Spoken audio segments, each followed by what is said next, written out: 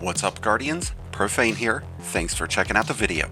With PlayStation Plus users now having access to the Final Shape expansion, I thought it would be a good opportunity to go over an updated guide on how solo players can farm for exotic class items here in 2025. So today we're going to be breaking down everything you need to know whether you're a new or returning player.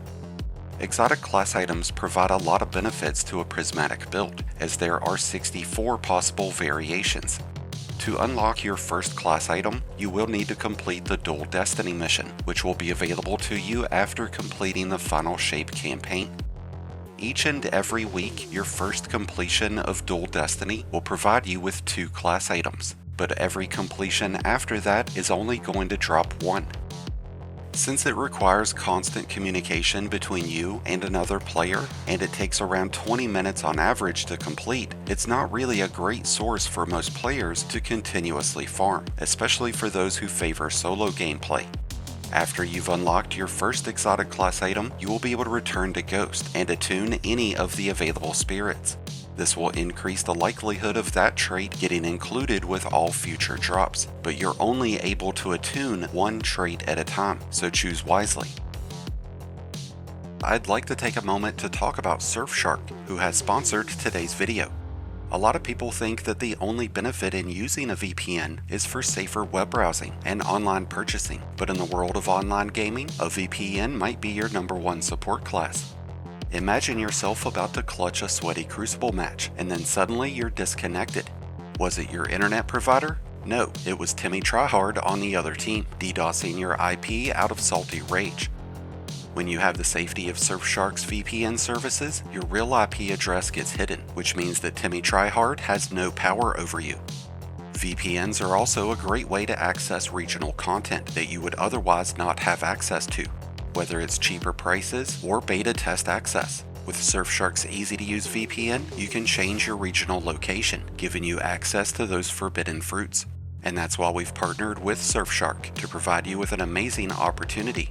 By signing up with my exclusive link, which is down in the description, you'll be able to enjoy all that Surfshark offers with a no-risk 30-day money-back guarantee. And by signing up with my special user code, you'll receive 4 months of service at no additional cost, giving you the freedom to explore the web and dominate those online PvP lobbies. So don't let yourself become a victim to Timmy Tryhard. Check out that link below and let Surfshark be your Sherpa. Exotic class items have a chance of dropping from any Pale Heart chest, which includes all randomly spawning chests and those that drop from Overthrow. At one point in time, you would receive an increasing chance of receiving a class item as you opened random chests, but that's no longer the case, which has brought the drop rate of exotic class items down to around 1%, where it used to be around 4%. You will continue to have an increasing chance at earning a class item as you complete overthrows, but even with a complete team of 3, this can take between 10 and 15 minutes, and you could see yourself having to run as many as 10 to 20 overthrows before you would see a class item drop. We might not receive an increasing chance of getting a class item when opening random chests, but they continue to be the most reliable and easiest source of farming when it comes to solo gameplay. But for the sake of time, it's going to be crucial that we're as efficient as possible whenever opening these chests.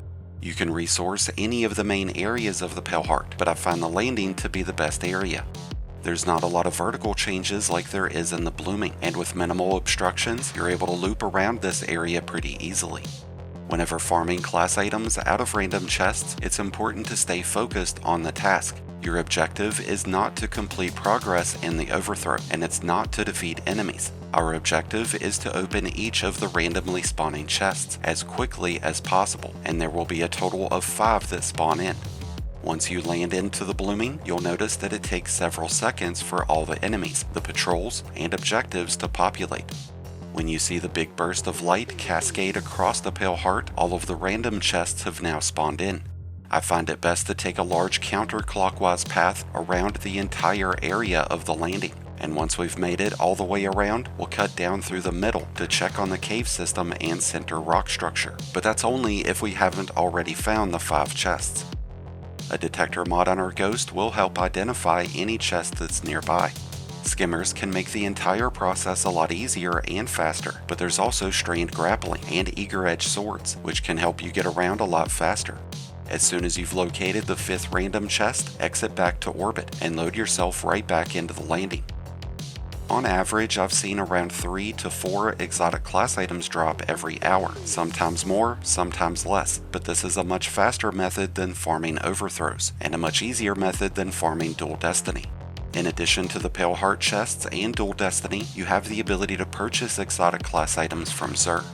It'll cost 41 strange coins to purchase a class item, but we're now able to carry a maximum of 199. So before Xur gets here, you should be sure to get these maxed out by completing Nightfalls and other playlist activities. That way you'll be able to purchase as many as 4 class items right off the bat. And with that, we've now covered everything you need to know about farming exotic class items here in 2025.